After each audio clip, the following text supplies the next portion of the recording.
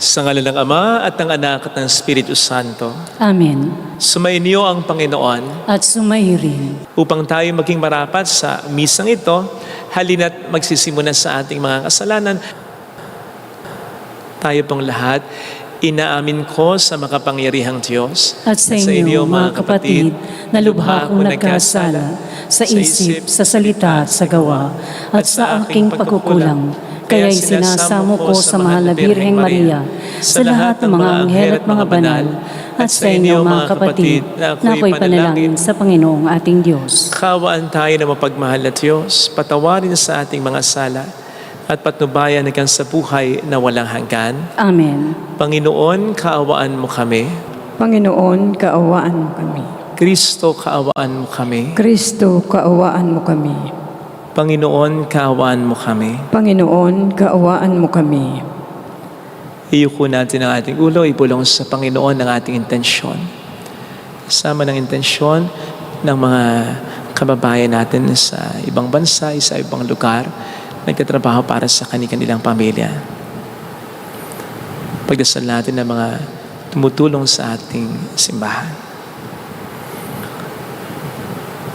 Manalangin tayo. Ama naming makapangyarihan, ang iyong pinakadakilang magagawa ay magpatawad at ang iyong laging pinakikita ay pagkahabag. Padaluin mo sa aming walang humpay ang kagandahang loob mo sa amin nilaan upang sa pagkakamit namin sa pangako mong bigay, kami gawin mong kasalo sa ipagkakaloob mo sa kalangitan sa pamamagitan ni Jesucristo na sa mga Espiritu Santo magpas sa walang hanggan. Amen.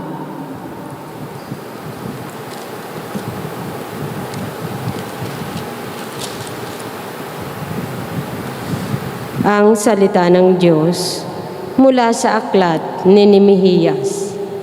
Noong mga araw na iyon, ng 7 buwan ng taon, nagkatipon ang lahat ng Israelita sa Jerusalem at liwasang bayan nasa makapasok ng pintuan patungo sa tubig. Hiningi nila kay Isra ang aklat ng kautusan ni Moises na ipinatutupad ng Panginoon sa bayan ng Israel. Si Isra ay isang saserdote at dalubhasa sa kautusan na sinugo ng Panginoon ng panahon ni Moises. Kinuha nga ni Isra ang aklat, dinala niya ito sa kapulungang binubuo ng mga lalaki, babae at mga batang may sapat na gulang at pangunawa. Mula sa umaga hanggang tanghali, binasa niya ang kautusan sa harapan ng mga taong natitipon sa liwasang bayan. Ang lahat naman ay nakinig na mabuti. Siya ay nakatayo sa isang entambladong kahoy na sadyang itinayo sa pagkakataong iyon. Si Isra ay nakikita ng lahat sapagkat mataas ang kanyang kinatatayuan. Ang lahat ay tumayo na nang buksan niya ang aklat. Purihin ang Panginoon, ang dakilang Diyos, ang wika niya. Ang lahat ay nagtaas ng kanilang mga kamay at sumagot, Amen, Amen. Pagkatapos, nagpatira pa silang bilang paggalang sa Panginoon. Binasa ni Isra ng maliwanag ang batas na ito ng Diyos at ipinaliwanag na mabuti ang kahulugan. Nang malaman ng mga tao ang dapat nilang gawin ayon sa kautusan, nabagbag ang kanilang kalooban, ano pat sila'y napaiyak. Ang araw na ito ay dakila sa Panginoon na inyong Diyos. Wika ni Nehemías at Isra at mga Libita. Nakikinig ang mga tao at umiiyak nga, kaya't sinabi nila, huwag kayong umiyak. Wika pa nila, humuwi na kayo at magdiwang. Ang walang pagkain at inumin ay bahaginan ng mayroon, sapagkat ang araw na ito'y dakila sa Panginoon. Ang kagalakan dulot niya ay magiging kalakasan ninyo. Ang mga tao'y inaliw ng mga Libita at pinatahimik ang mga ito. Wika sa kanila, walang dapat malungkot sa inyo, sapagkat ang araw na ito ay banal. Umuwing masaya ang lahat upang magdiwang. Kumain sila at uminom, at binahagi na naman ang wala. Silang lahat ay nagdiwang, sapagkat naunawa nga nila ang ipinaliwanag sa kanila. Ang salita ng Diyos. Salamat sa Diyos. Ating kabutihat lugod ay nasa loobin ng Diyos. Ating kabutihat lugod ay nasa loobin ng Diyos. Ang batas ng Panginoon ay batas na walang kulang. Ito'y utos na ang dulot sa tao ay bagong buhay. Yaong kanyang mga batas ay mapagtitiwalaan, nagbibigay ng talino sa lahat ang kaisipan. Ating kabutihat lugod ay nasa loobin ng Diyos. Ang ituntuning ibinigay ng poon ay wastong utos. Liligaya ang sinuman kapag ito ay sinunod. Ito'y wagas at matuwid pagkat mula ito sa Diyos. Pangunawa ng isipan yaong bungang idudulot. Ating kabutihat lugod ay nasa loobin ng Diyos. Yaong paggalang sa poon ay marapat at mabuti. Isang banal na tungkulin na iiral na parati. Pati mga hatol niya'y matuwid na kahatulan. Kapag siya ang humatol, ang pasya ay pantay-pantay. Ating kabutihat lugod ay nasa loobin ng Diyos. Ito'y higit pa sa ginto na maraming nagnanais. Higit pa sa gintong lantay na ang hangad ay makamit. Matamis pa kaysa pulot, sa pulot na sakdal tamis.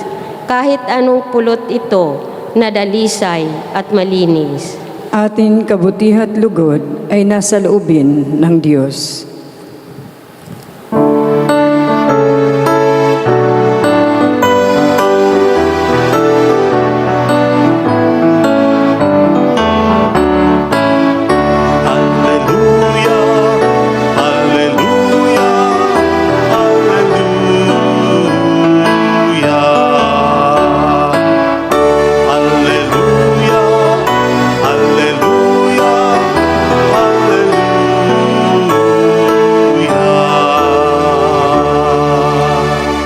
Sumainyo ang Panginoon. At sumaiyo rin. Ang mabuting balita ng Panginoon ayon kay San Lucas. Papuri sa iyo, Panginoon.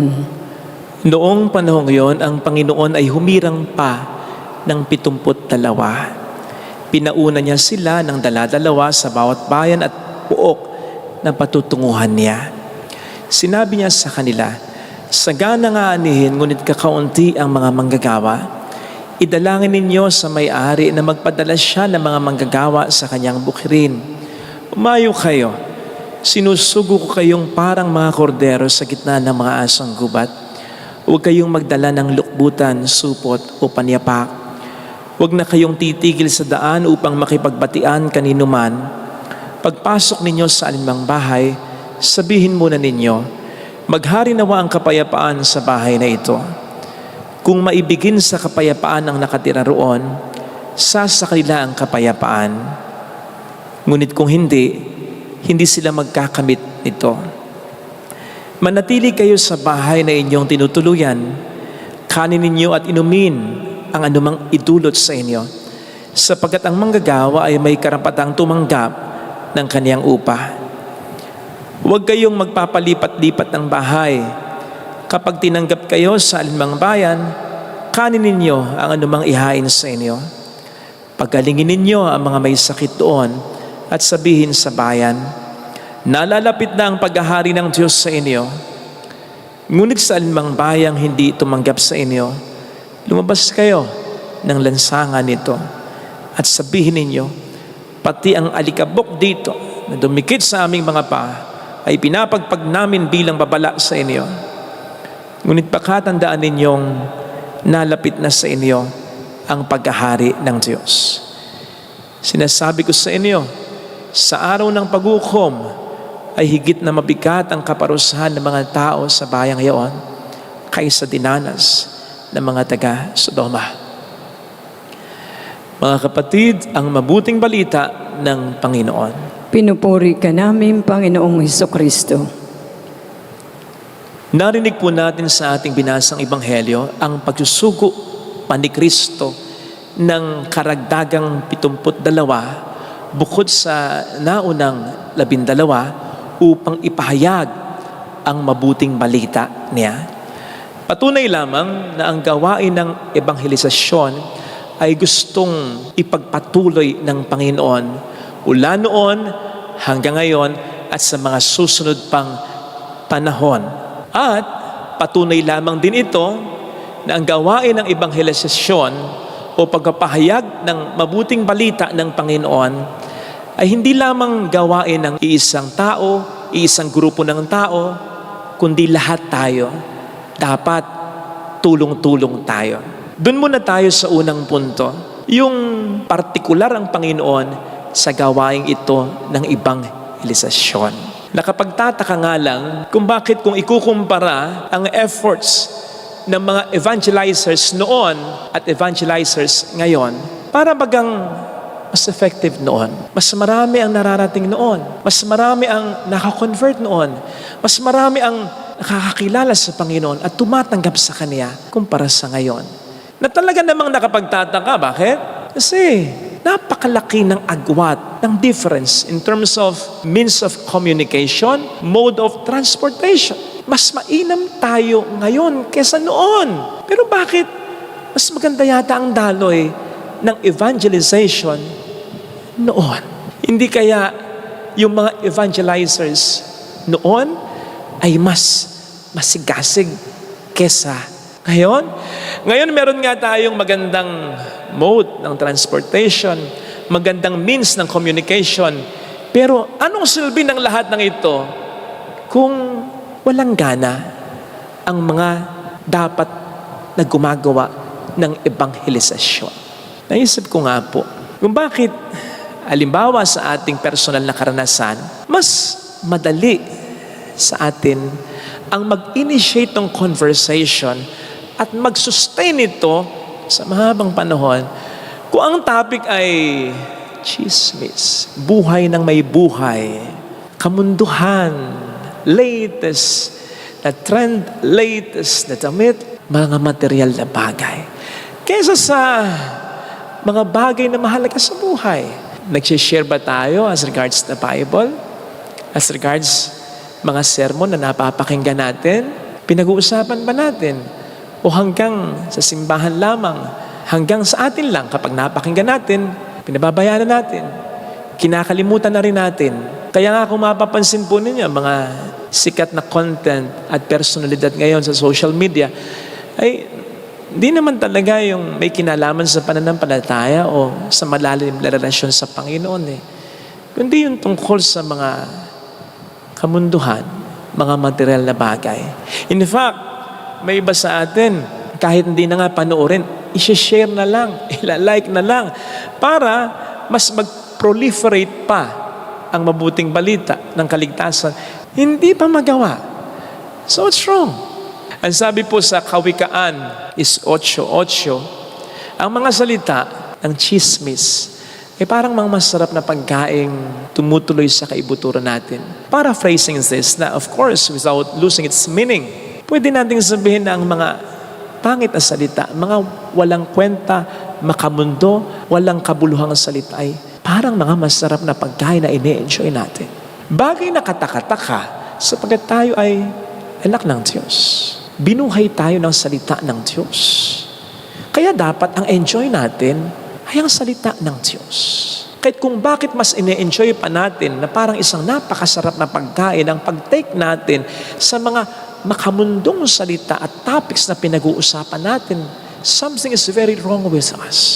Kumbaga, na-immune na tayo, nasanay na tayo at hinahanap-hanap na natin ang mga pangit na salita. Kaya't yung penchant natin for chismis, yung hilig at hilig natin sa mga walang kwentang usapin, lalo pa sa mga bastos at walang modo o walang moda. Pagkapakita yon na marumi na ang kalooban natin, marumi na ang puso natin. At pagkapakita rin yon na ibang inaalagaan natin. Hindi ang kaluluwa natin, hindi ang espiritu natin, kundi ang katawan natin. Ang pagiging makamundo natin. Magtataka pa ba tayo kung bakit ganito na ang mundo na ating ginagalawan? Sa YouTube, ang daming mga nagpapalabas ng hindi maganda. Pag-usapan ng Panginoon, pag-usapan ng pananampalataya, parang nawawala ng gana. Magtataka pa ba tayo kung bakit ang lakas ng puwersa ng kasalanan ngayon? Ito ang ating inaalagaan at hindi ang mga salitang nakapagbibigay sa atin ng kaligtasan. Sana wag ganyan. Sana magpalaganap tayo ng mabuting balita. Alam niyo po, yung mga sinesermo namin sa inyo, kaming mga pare, lalo pat tuwing linggo, talagang pinaghahandaan namin ang mga ito, pinagninilayan po namin. At kung ito'y narinig na po ninyo, most likely hindi na namin po mauulit ito. Halimbawa po ako, nililista ko yung mga points ko kung minsan, yung mga naikwento ko, yung mga topics ko. At as much as possible, talagang hindi ko na inuulit yon. So, sayang naman kung napaghandaan at na-deliver ng maganda with the aid, of course, of the Holy Spirit, ang isang makabuluhang sermon. Tapos, hindi na natin pag-uusapan, hindi na po natin share, hindi na po natin pananatiling buhay sa social media. Hanggang sa mawala na talaga, makalimutan na. Tayo nga mismo, kahit na-touch tayo sa isang magandang homilya, nakakalimutan natin Kaya napakahalaga ng pinapamahagi natin upang hindi lang natin matandaan, kundi upang mapakinabangan din ng iba nang mayroon ding mga pinagdaraanan. Sana, sabi nga ng isang pare ni Father Luciano Filoni, punuin natin ng salita ng Diyos ang social media. Punuin natin ito ng mga salitang magaganda at hindi ng mga salitang walang kabuluhan, bastos, walang moda, walang kwenta. Ngayon, kung hindi na tayo makapag-evangelize sa pamamagitan ng social media, hindi na tayo makapagpahayag ng mabuting balita, sana, wag na lang din tayong magpahayag at maging instrumento sa pagpapalaganap ng mga salitang masama. Masama na yung magkulang tayo sa pagpapahayag ng salita ng Diyos. Mas masama yung magpahayag pa tayo ng mga salita laban sa Diyos. So yun po yung una. Ang ikalawa ay, ang gawain ng evangelisasyon ay hindi gawain lamang ng isang tao. Hindi lang ng isang grupo ng tao, kundi lahat tayo. Lalo pat ang scope ng ministeryo ay buong mundo. Go therefore, make disciples of all nations. Ang sabi ni Kristo, abay, hindi po kaya ng mga pari lamang ito. Kailangan po namin ang tulong ninyo. Kaya nga nauna na yung pagsusugo ni Kristo ng 12 at ngayon naman po ay yung 72. Maaaring yung mga ordained ministers ay sinisimbolo ng 12. Kayo naman pong mga laiko, itong 72. Sapagkat obviously, mas marami kayo na kung gagawin lamang po ninyo yung parte ninyo, mas magiging madali ang pagpapahayag ng mabuting balita ng ating Panginoong Hesukristo. Sabi nga ng isang quote, imagine if every single Catholic, kung bawat isang Katoliko lang, would prioritize Sunday Mass, prayed every day, went to confession at least once a month, served the needy, the poor, the oppressed, evangelized others, contributed his or her talent, treasure, and time to the mission of the church. Kung ganun lang daw ang bawat isang Katoliko, sabi nung quote na yun, then we could change the course of global history. Totoo yun. Napakalaki ng magagawa. Kaya itong napakalaganap ng kasalanan at napakalakas ng puwersa ng kasamaan, maliwanag na patunayan ng ating pagkukulang ng simbahan. At pag sinabing simbahan, hindi lamang po kami yan, pati kayo kasama pag sinabing simbahan. Nung ako yung nag-aaral sa seminaryo, kahit pa nung elementary lang at high school ako, natandaan ko, walang gustong maging president, walang gustong maging leader. Presidente ng klase, ng samahan, leader para sa isang proyekto o para sa isang event. Bakit? Kasi most likely, ikaw lang ang gagawa ng lahat. Ikaw lang ang gagasta. Ikaw lang ang gaganap. At pag minalas-malas pa, pag pumalpak, ikaw na nga ang lahat, pati sisi, ikaw pa rin. Kaya matatakot sapagkat ang lahat ay nasa sentro sa isa. Ba't ka nga hindi matatakot kung lahat sa iyo ay haasa? Mahirap kapag nasa sentro lamang sa isa ang lahat. Whereas, halimbawa kung lahat po tayo gaganap sa tungkulin natin na maging karapat-dapat na tagapagpahayag ng salita ng Diyos sa pamamagitan ng buhay natin, sa pamamagitan ng lengguwahe natin, sa bawat sitwasyon na kinabibilangan natin. Ako, napakadali ng magiging ministeryong ito. At napakaraming taong mahatid ng kabutihan at mabuting balita ni Kristo. Kaya sana magtulong-tulong po tayo.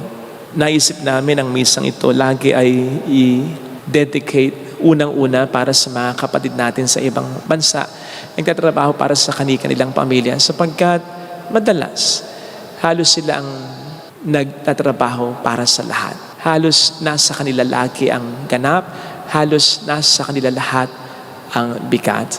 At mahirap yon. Kakayanin naman talaga kahit nag-iisa. Pero mas malayo ang mararating ng pamilya, mas maraming ma-achieve ang pamilya kapag sama-sama. Kaya sana sa mga kapamilya ng mga kababayan natin sa ibang bansa na tinitiis ang pangungulila para sa kanilang pamilya, itulungan naman natin sila. Mag-aral lang mabuti ang dapat na mag-aral lang mabuti. Huwag nang magbisyo. Huwag nang magbigay ng problema. Huwag nang magbigay ng karagdagang konsumisyon. Hindi naman mawawala ang problema, pero ang mahalaga, hindi tayo ang nagbibigay ng problema sa taong siya na lamang talaga ang nagdadala ng bigat ng problema sa pamilya. Ngayon, kung hindi tayo makatutulong, ayun nga po, huwag na lang tayong magbigay ng panibagong konsumisyon. Ito sana ang hilingin nating biyaya sa ating banal na pagdiriwang upang ang mabuting balita ng Panginoon, ang mabuting balita ng kanyang kaligtasan ay mapagtulong-tulungan nating maibahagi sa ating pamayanan, lalo na sa ating tahanan. Amen. Ilagay natin ang ating kanang kamay sa tapat ng ating puso.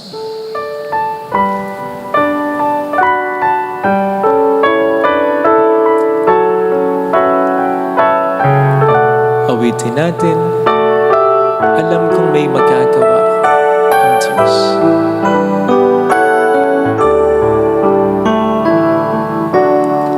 Alam kong may magagawa ang Diyos. Alam kong may magagawa ang Diyos. Alam kong may magagawa Walang imposible sa ang Diyos. kung ako'y magtatapat. Kung ako'y Sa Kaniya'y maglilingkod. sa Kanya'y maglilingkod, Alam kong may magagawa ang Diyos. may magagawa ang Diyos. Alam kong di ringkin ng Diyos ang samo ko. Alam kong di Sapagkat mahal ringkin ng Diyos ang samo ko. Alam kong di ringkin ng Diyos ang samo ko. Alam kong di Sapagkat alam niya ringkin ng Diyos ang samo ko. kung ako'y magtatapat. Kung ako'y Sa Kaniya'y maglilingkod. sa Kanya'y maglilingkod, Alam kong di ringkin ng Diyos ang samo ko. di ringkin ng Diyos ang samo. Pikit natin ang ating mga mata. Panginoon, kami tulungan mo na alam din naman po namin ginagawa mo. Dangan nga lamang ang tulong po na hinihiling namin ay yung maramdaman namin mula sa mga tao. Dahilan din naman kung bakit kami nagsasakripisyo. Ang pamilya namin, ang mga taong tinutulungan namin, ang mga taong pinangungunahan namin. Huwag nawa naming maramdaman na kaming nangunguna sa kanila ay nag-iisa. Walang maramdamang suporta at pagkapahalaga. Tulungan mo, Panginoon, na maibukas ang kanilang mga mata na kailangan din namin sila. Hallelujah! Panginoon Diyos. Hallelujah! Pasalamatan siya.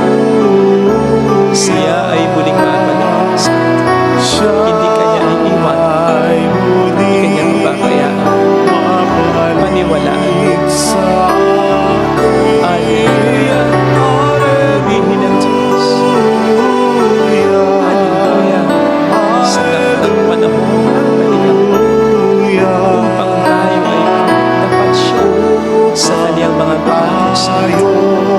Sabihin mo sa mayroong magandang mangyayari sa higit pa sa inaasahan, sapagkat mahal ka ng Diyos sa pagkakataon.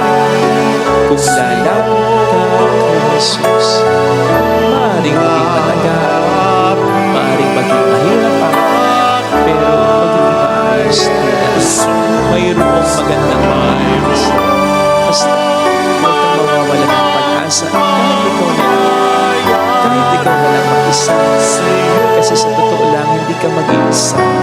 Ang Diyos sa iyo ay susuporta at sasama, lalo pat wala kang makitang suporta mula sa iyo. Mapurit sa Ama at sa Anak at Espiritu Santo. Kaparanan sa unang-una, ngayon at magpakailanman, magpasawalang hanggan. Amen. Magsiupo ang lahat, pag-aalay.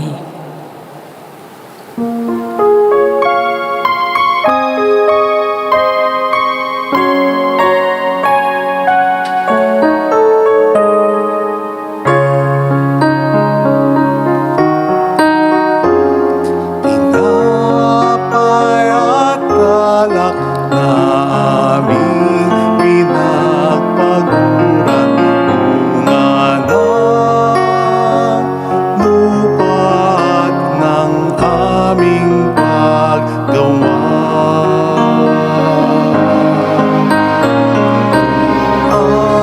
Aming alay, alak at tinapay, handog sa'yo ng mana, nagbibigay ng buhay. Nawa'y mamanalin itong handog naming alay, umaharap sa'yo, nagbibigay buhay. Manalangin tayo, pang ating handog ay maging kalugod-lugod sa Diyos sa mga makapangyarihan. Tanggapin nawa ng Panginoon itong paghahain sa imong kamay, sa kapurihan niya at karangalan sa ating kapakinabangan at sa buong sambayanan niyang banal. Ama naming lumikha, loobin mong ikalugod ang aming paghahandog at ito nawa ay siyang magkaloob ng iyong pagpapalang sa amin ay umaagos sa pamamagitan ni Jesucristo at sa mga Espiritu Santo magpasa walang hanggan. Amen. Sumayin niyo po ang Panginoon. At sumaiyo rin. Itaas sa Diyos ang inyong puso at diwa. Itinaas na namin sa Panginoon. Pasalamatan po ang ating Panginoong Diyos. Marapat na siya ay pasalamatan. Ama naming makapangyarihan, tunay nga pong marapat na ikaw ay pasalamatan sa pamamagitan ni Jesucristo na aming Panginoon. Siyang salitang katuwang mo at kapiling noong lahat ng may iral ay iyong likhain. Siya'y sinugo mo para kami sa pinagpalayain, kaya't siya'y kinalinga ng mahal na Birhen na naging kanyang inang totoo sa kapangyarihan ng Espiritu Santo. Inako niyang sundin ang loob mo at kamtin ng sampay ng banal para sa iyo. Pinagtiis niyang iunat sa krus ang kanyang mga kamay upang magwakas ang kamatayan at mahayag ang pagkabuhay. Kaya kaisa ng mga anghel na nagsisiawit ng papuri sa iyo ng walang humpay sa kalangitan, kami nagbubunyi sa iyong kadakilaan. Santo, Santo, Santo, Panginoong Diyos ng mga hukbo, napupuno ang langit at lupa ng kadakilaan mo. Usana sa kaitaasan. Pinagpala ang naparirito sa ngalan ng Panginoon, usana sa kaitaasan. Ama naming banal, ikaw po ang bukhal ng tanang kabanalan. Kahit sa pamamagitan ng iyong Espiritu, gawin mong banal ang mga kaloob na ito upang para sa amin ay maging katawan at dugo ng iyong anak na aming Panginoong Jesucristo. Bago niya pinagtiis ang kusang loob na maging handog, hinawakan niya ang tinapay, pinasalamatan kaniya, pinaghati-hati niya iyon, iniabot sa kaniyang mga alagad at sinabi, tanggapin ninyong lahat ito at kanin. Ito ang aking katawan na ihahandog para sa inyo.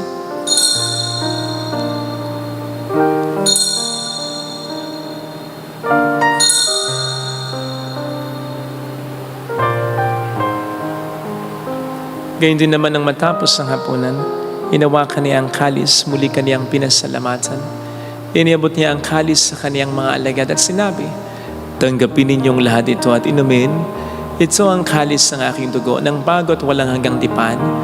ang aking dugo na ibubuhos para sa inyo at para sa lahat sa ikapagpatawad ng mga kasalanan. Gawin niyo ito sa pag-alala sa akin.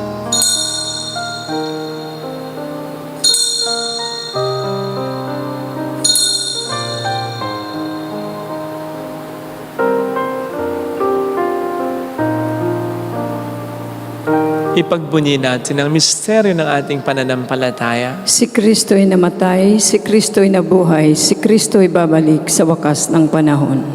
Ama, ginagawa namin ngayon ang pag-alaala sa pagkamatay at muling pagkabuhay ng iyong anak. Kaya nialay namin sa iyo ang tinapay ng buhay at ang kalis ng kaligtasan. Kami nagpapasalamat dahil kami iyong minarapat na tumayo sa harap mo para maglingkod sa iyo. Na sinasamo namin kami na magsasalo sa katawan at dugo ni Kristo ay mabuklod sa pagkakaisa sa pamamagitan ng Espiritu Santo. Amalingapin mo ang iyong simbahang laganap sa buong daigdig. Puspusin mo kami sa pag-ibig. Kaysa ni Francisco na aming Papa, ni Dennis na aming Obispo at ng Tanang Kaparian. Alalahanin mo mga kapatid naming nahimlay nang may pag-asang sila'y muling mabubuhay. Kaawaan mo sila at patuloyin sa iyong kaliwanagan. Kaawaan mo at pagkingtapatin kaming lahat na makasalo sa iyong buhay na walang wakas. Kaisa ang mahal na birhen ng Lazaret, ang ina ng Diyos. Si San Jose ang kabiyak ng kanyang puso, lahat ng mga banal na namuhay dito sa daigdig ng kalugod-lugod sa iyo. May pagdiwang nawa namin ang pagupuri sa ikararangal mo sa pamamagitan ng iyong anak at sa aming Panginoong Heso Kristo. Sa pamamagitan ni Kristo kasama niya at sa Kanya, ang lahat ng parangal, papuri ay sa iyo, Diyos amang makapangyarihan, kasamang Espiritu Santo magpa sa walang hanggan. Amen. Tumawag tayo sa ating Ama.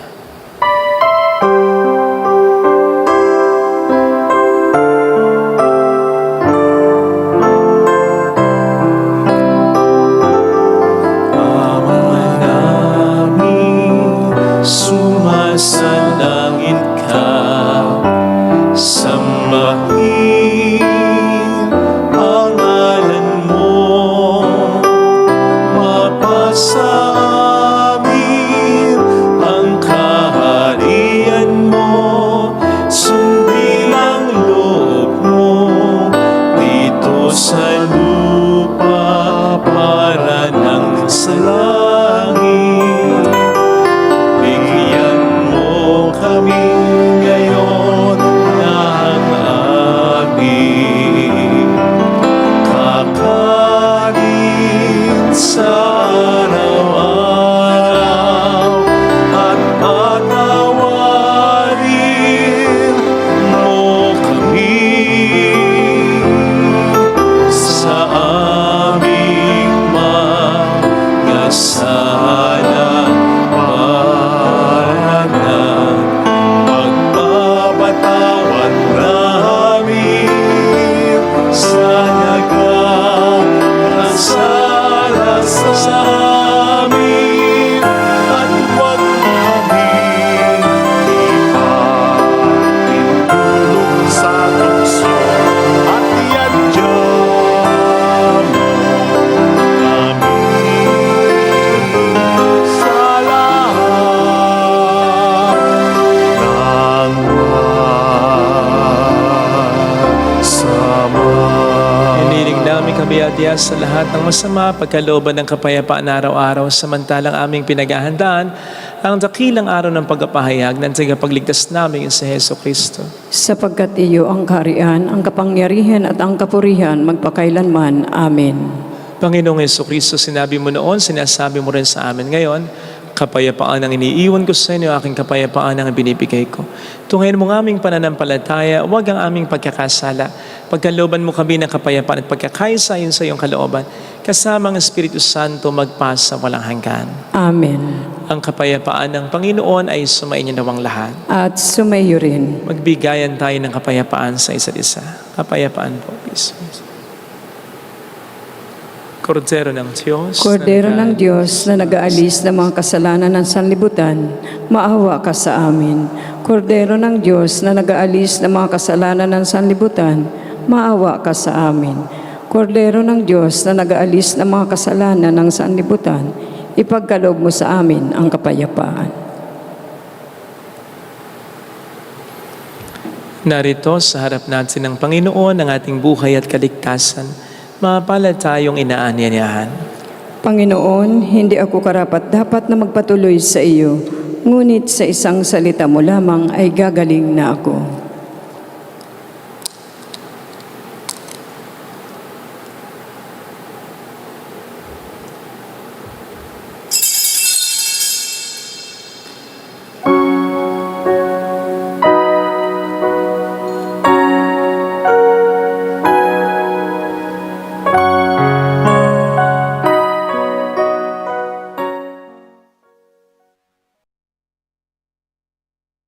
Na ikaw ay nasa kabanal-banalang sakramento.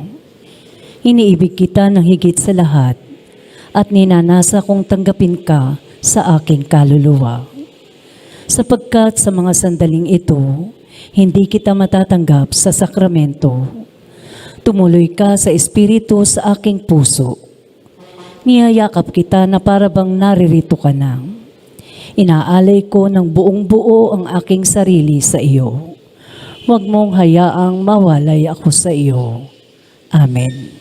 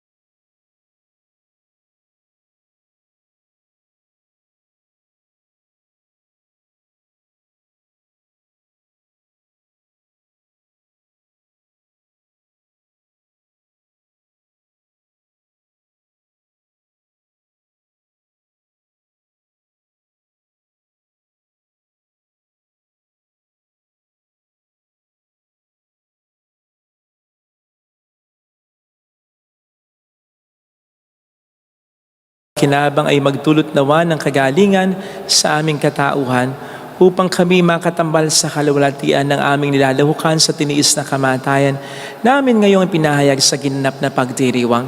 Sa pamamagitan ni Jesucristo, kasama ang Espiritu Santo magpasa walang hanggan. Amen. Holy God, Holy Mighty One, Holy Immortal One. Have mercy on us and on the whole world. Holy God, Holy Mighty One, Holy Immortal One. Have mercy on us and on the whole world. Holy God, Holy Mighty One, Holy Immortal One. Have mercy on us and on the whole world. Jesus, King of Mercy, We trust in you. alalahanin Alalahanin sa mahal na Birheng Maria. Nazaret, ina ng pag-asa. Ikaw ang Sa walang nagpaalala duda sa aming magbalik loob sa Ama. Ito ang nagpapatunay na ang kagandahan loob mo'y nanatiling busilak. Sa pag-aaruga mo sa amin, tungkulin mo'y tinupad. Sa paanan ni Kristo'y itinuring mo kami mga tunay mong anak. Kaya ninais mong ni isa'y huwag mapahamak. Maging isa sa iyo walang tigil na pananalangin, pati luhay pumatak. Huwag namang mawala ng saysay ang iyong paghihirap. Hiling nawa namin sa iyo o aming inang liyag, na matapos ang pakikibaka namin sa mundong ito at sa pananatili naming tapat kay Kristo, Sa kapurihan mo, makibahagi kaming ganap, upang kung nasaan ka ngayon ay maparoon din kaming lahat, at ang kaganapan ng kaluwalhatian ng Diyos Ama tuluyang matupad, siya'y nawa. Mahal na pira ng lasal at tagapagkasundo ng mga makasalanan. Ipanalangin mo kaming walang patid, kami mga dumudulog sa iyo. Maraming salamat po sa patuloy niyong pananalangin at pagtulong sa ating simbahan. Marami pong salamat. Sumayin niyo ang Panginoon. At sumayo rin. Palain kayo sa mga ating pamilya na mapagmahal at Diyos ng Ama at ng Anak ng Espiritu Santo. Amen. Umayo tayo sa kapayapaan ni Kristo. Salamat sa Diyos. Thank you.